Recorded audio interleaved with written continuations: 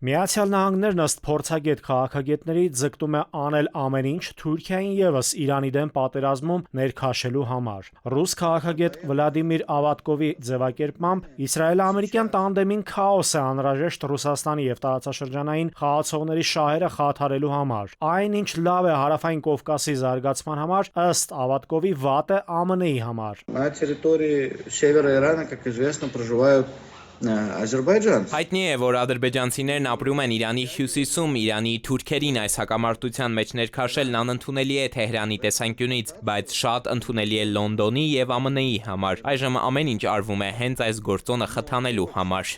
Այդ դեպքում ըստ քաղաքագետի հակամարտությունը կտարածվի դեպի Հարավային Կովկաս, կդադարի Թուրքիայի միջոցով Ռուսաստանի առևտուրը, կդադարեցվեն թռիչքները Երևանից դեպի Եվրոպա եւ այլ ուղղություններ։ Ռուսաստանում Իրանի դեսպանը եւս անդրադարձել է Մերձավոր Արևելքում պատերազմական գործողություններին, նշելով, թե Մերձավոր Արևելքի պետությունների անվտանգությունը պետք է ապահովեն տարածաշրջանային տերությունները, այլ ոչ թե ԱՄՆ-ն։ Թե արաբական, թե իսլամական պետությունները պետք է հասկանան, որ նույնիսկ ամերիկացիները չկարողացան ապահովել իրենց անվտանգությունը։ Մենք պետք է մշակենք անվտանգության ապահովման տարածաշրջանային մեխանիզմներ։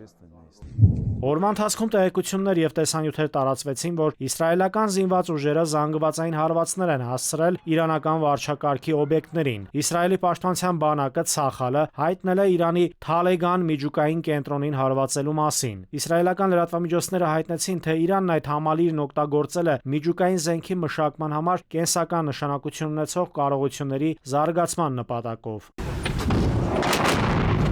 Իրաքյան Շաֆակ Նյուզ գործակալությունը հայտնել է, որ Իրաքի հարավում գտնվող Բասրա նավահանգստի մոտ նավթատար տանկերների վրա հզոր պայթյուն է տեղի ունեցել։ Նավահանգստում հարձակման են ենթարկվել եւ հրդեհվել իրաքյան եւ արտասահմանյան տանկերներ։ Իրանի ռազմական ուժերը Պարսից ծոցի հյուսիսային հատվածում հարձակվել են Մարշալյան կղզիների դրոշի ներքո ընթացող Սեյֆսի տանկերների վրա, այն կապելով ԱՄՆ-ի հետ։ Իրանի Մեջլիսի նախագահի ձևակերպմամբ Թեհրանը կդադարի զսպվածություն ցուցաբերել իրանական կղզիների դեմ ագրեսիայի դեպքում։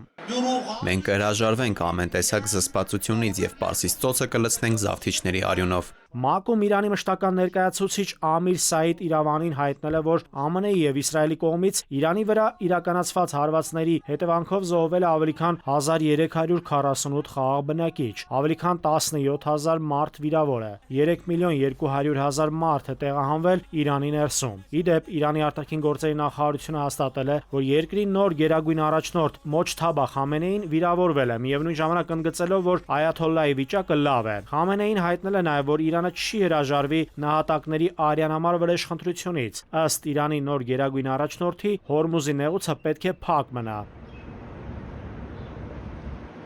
Իրանում ծավալված պատերազմական գործողություններն իրենց ազդեցությունն են թողել նաև Հայաստանում իրականացվելիք ծրագրերի վրա։ Նիկոլ Փաշինյանը հայտնել է, թե Միացյալ Նահանգների վարչակազմի համար թրիպն այս պահին առաջնահերթությունների մեջ չէ։ Պրոցեսների վրա